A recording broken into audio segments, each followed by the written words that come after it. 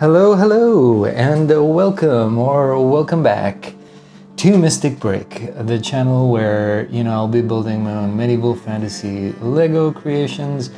This is episode 9, the final episode of the first series I've done here. Episode 9, Forest Ambush. Thank you so much for all of your support and patience with me as I've put this lost bit together. It's been a lot of fun constructing this episode, but it's taken a lot of time. So I really hope that you are happy with the finished product here. I think I am, all things considered. We're going to get right into it. I don't really want to mince too many more words. Quick flyover of the MOC. And we'll do some story intermeshed with the action. We'll do a debrief at the end. Let's go.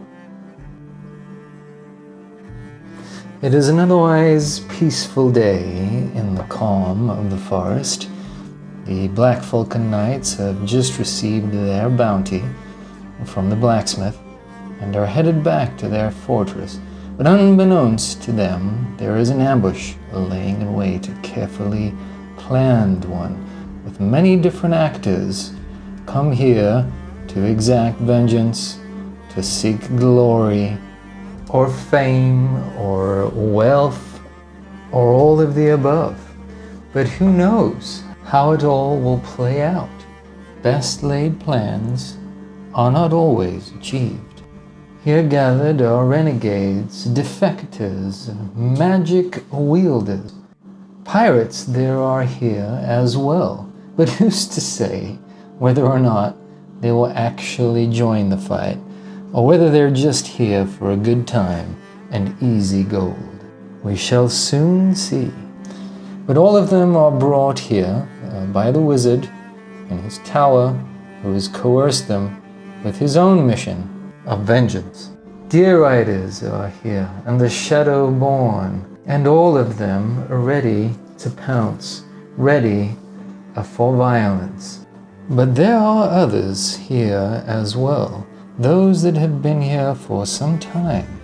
The witch in her hut, having resigned herself to solitude and peaceful pursuits. Perhaps the madness ahead might coerce her out from her seclusion. And although the wizard has only meant to orchestrate these happenings from the safety of his tower, perhaps he too will make an appearance. And there are also those here of a truly clandestine nature, those from the infamous wolf pack, whose identities are seldom discovered. And there are those who find themselves here by way of their own folly, but most have a reason. And as the Black Cape contingent continues along their way and say their farewells to the blacksmith and the huntress, the wolf knight who sits atop the wagon notices something from the corner of his eye, a movement in the bushes, and turns to face it. Suddenly aware of the impending attack, the wolf knight prepares himself, and so the ambush is now begun.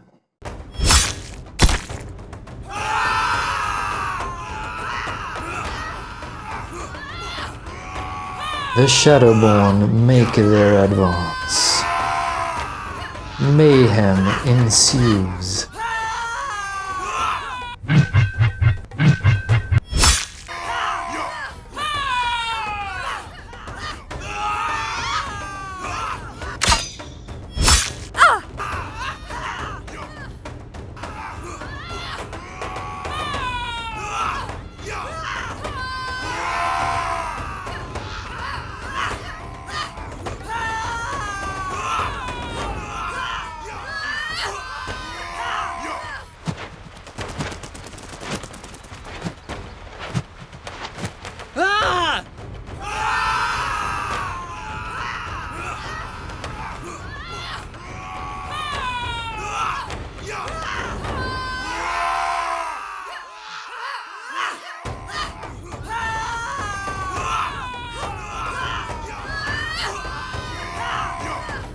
The barbarians charge forward.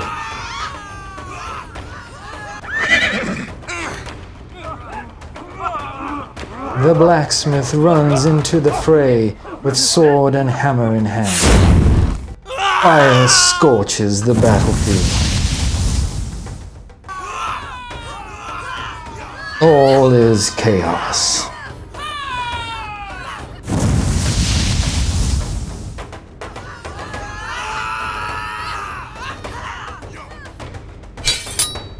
No quarter is given.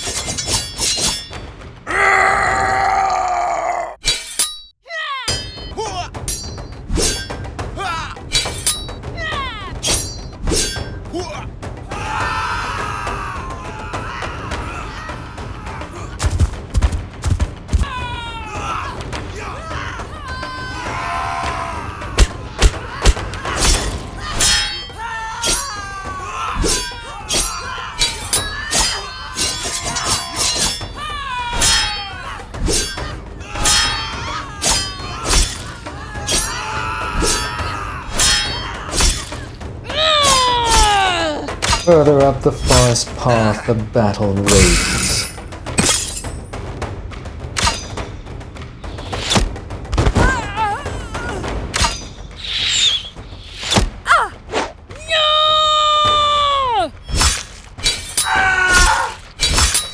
Eyeing an escape, the minstrel flees into the forest.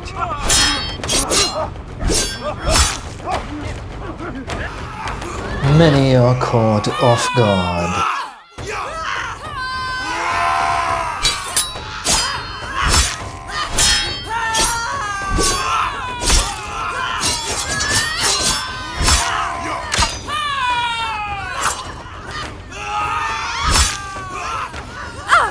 Great heroes fall. Within the mare's nest of battle, many fall. A few survive.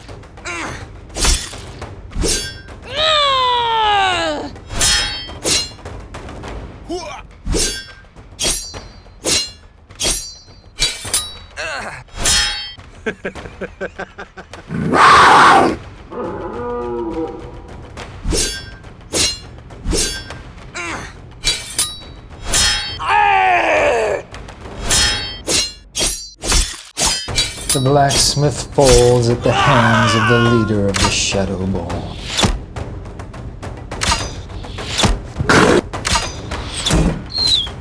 Outnumbered now and increasingly desperate, the Wolf Knight and the Huntress find themselves facing unfavorable odds. Meanwhile, the witch has spent her morning in gentle repose, has gone downstairs and prepared herself a breakfast, enjoyed that hearty meal, and the simple comforts of her home. She then ventured outside spent some time watering her garden, and picking some flowers, and enjoying the tranquility of her happy existence. But suddenly the sounds of violence stir her from her delights, and some moral cord tugs at her conscience, and she finds herself incapable of inaction. Indeed, violence makes her angry, and so she rushes toward the fray.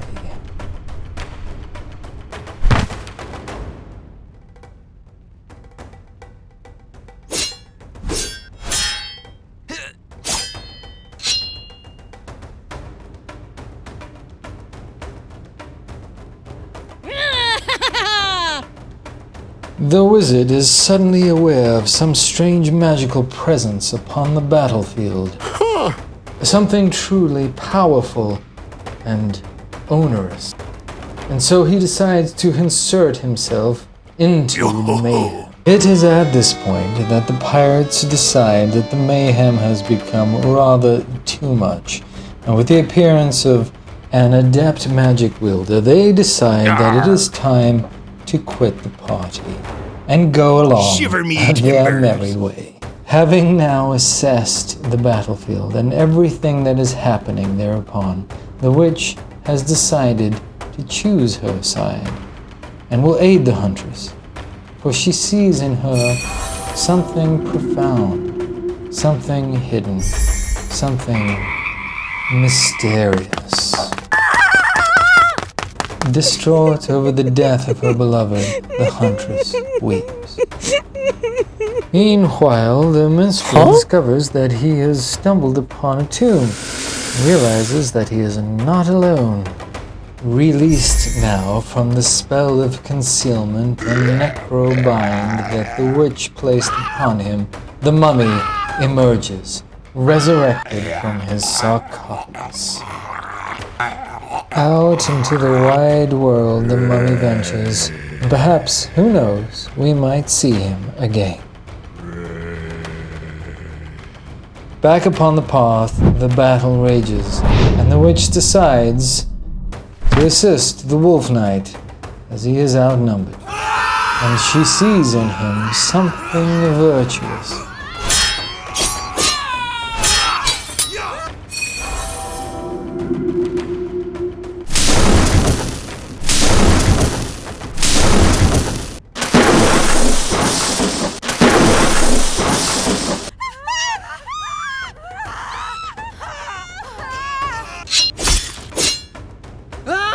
Those that have any good sense of self-preservation flee the battle.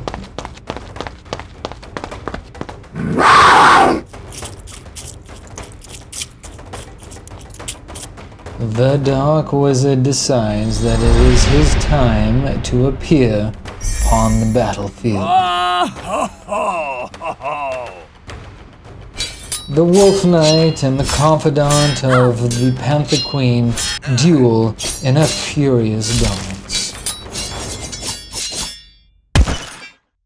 Bested by the Panther Queen's confidant, there is little that the Wolf Knight can do now but accept his fate. As she weeps over the body of her beloved, something stirs within the huntress, something powerful, something forgotten. She is changed. The Dark Wizard gains the upper hand against the witch. Enraged and driven by some unknown purpose, the huntress presses forward. With an adeptness and skill she had long suppressed, she now releases her volley of fury, saving both the witch and the wolf knight from certain demise.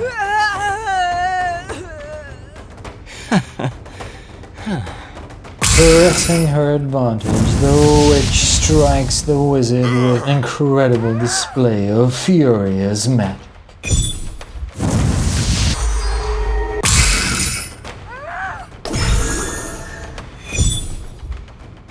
And so, the Dark Wizard is slain.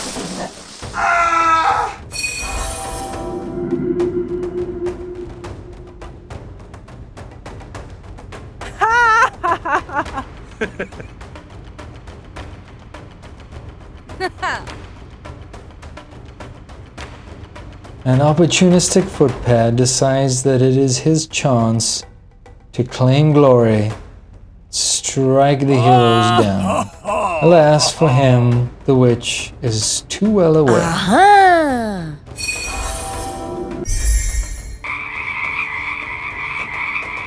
In the aftermath of battle, the three new friends decide it is time to share a drink and drown their immediate traumas. But there is much unsaid here still. Indeed, it has been a terrible battle, and many have lost their lives this day. Many who were great warriors, many who came here for supercilious reasons, and those who sought to reclaim their namesakes or those they held most dear. But all these intents now echo in silence. The dead tell no tales and can requite themselves of nothing, and have perished here in the heavy hand of fate. As for our three heroes, this is not the end of their story. Indeed, this tale is just beginning. For there are those that escaped the field of battle this day, and the huntress, who finds herself now awakened to the memory of something she once was, will pursue those escapees. She will track them down. She will exact her vengeance upon them. Indeed, this is a story of revenge. Thank you so much for being a part of this journey. I really appreciate all of the viewership here. This has just been fantastic, and I'm going to take some time to deconstruct this MOC now and then begin on the next one. So, it'll take a few weeks and I'll keep you updated. I would love some input from you all on or where next to go. I would love to name some of these main characters, so if anyone wants to help me out with that, please comment below. But yeah, we'll be seeing you soon. Thanks again. Bye-bye now.